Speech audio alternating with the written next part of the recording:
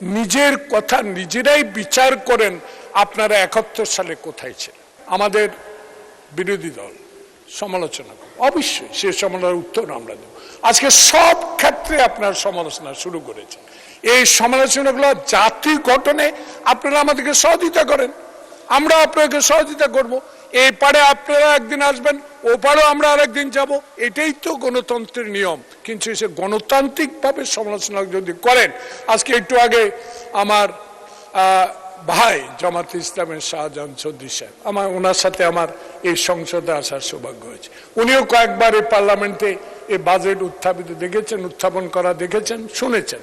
উনি একটু আগে স্বরাষ্ট্রমন্ত্রী মহোদয়কে বলেছেন ইসলাম নিয়ে কথা বলা তো দরকার নাই। মিলন একটু আগে যে কথাটা বলেছে সে কথা দিয়ে আমি যেতে চাই না, তর্ক উত্থাপন করে সংসদকে উত্তপ্ত করতে চাই না। শুধু একটা বলতে চাই, নিজের কথা নিজেরাই বিচার করেন আপনারা ৭১ সালে কোথায় ছিলেন, নিজেরাই বিচার করেন, আমাদের বলার দরকার নেই।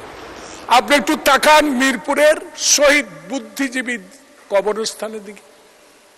সে স্বাধীনতার একদিন আগে কারা সংগঠিত করেছে হত্যাকাণ্ড, কারা বুদ্ধি শূন্য করতে চেয়েছিল বাংলাদেশকে, এই বিষয়টা একটু নজরে নিয়ে আসেন।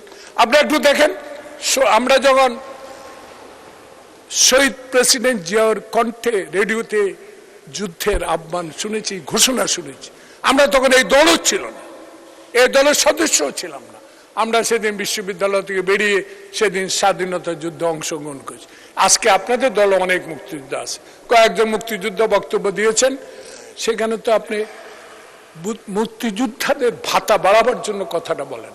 ভাতার শহীদ যারা আজকে আমাদের জুলাই বিপ্লবের শহীদ হয়েছে, যারা আহত হয়েছে, তা তো অবশ্যই আমরা স্মরণ করব। Presenting Walton Crystal Series. Switch to premium. Switch to Crystal. কিন্তু ৭১ কে ভোলা যাবে না। ৭১-এর স্বাধীনতা যুদ্ধে যারা আমরা যুদ্ধ করে দেশ স্বাধীন করে আজকে মাননীয় অর্থমন্ত্রী যে বাজেট দিয়েছেন, স্বাধীনতা পাওয়ার কারণে সেই স্বাধীনতা যোদ্ধাদের প্রতি আমি মাননীয় অর্থমন্ত্রী আপনার কাছে বিনয়ের সহিত আপনার মাধ্যমে অনুরোধ করব, অন্তত মুক্তিযোদ্ধাদের ভাতাটা বাড়িয়ে দেন, যাতে বাংলাদেশে একটা স্বর্ণাক্ষরে আপনার নামটা লেখা থাকে। আসুন, বাংলাদেশে যে ইতিহাস, সেই ইতিহাস আলোচনা করে এই সংসদকে আগে বলেছি উত্তপ্ত করা যাবে না। তাই আমি অনুরোধ জানাবো, আসুন, শহীদ প্রেসিডেন্ট জিয়াউর রহমান যে আদর্শ নিয়ে দেশ গড়ার সুযোগ করে দিয়েছেন, এদেশে দেশনেত্রী বেগম খালেদা জিয়ার সাথে এই সংসদে আসার সৌভাগ্য হয়েছে। সেই দেশনেত্রীর কাছে অনেক কথাই শিখেছি। যেদিন এই চেয়ার থেকে আমার নেতা শহীদ প্রেসিডেন্ট জিয়া, খালেদা জিয়া প্রধান বিরোধী দলের নেতা হিসেবে উপস্থিত ছিলেন, এই নেত্রী স্লিপ দিয়ে সংসদ সদস্যদেরকে বলে দিত, এটা বলো।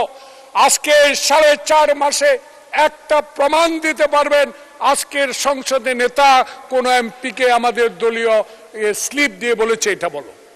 তাহলে এটাই প্রমাণ হয় বাংলাদেশে গণতন্ত্রের জন্য লড়াই করেছেন শহীদ প্রেসিডেন্ট জিয়াউর রহমান। বাংলাদেশে বহুদলীয় গণতন্ত্র প্রবর্তন করেছেন শহীদ প্রেসিডেন্ট জিয়াউর রহমান।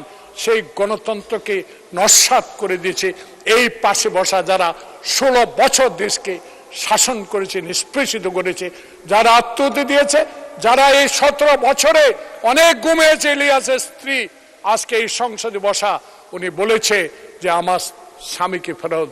তাই আজকে আমি আমার বক্তব্য শেষ করতে চাই বলে, আসুন সবাই মিলে দেশ গড়ি, বাংলাদেশ সবার আগে। আপনাকে অনেক অনেক ধন্যবাদ। আসসালামু আলাইকুম।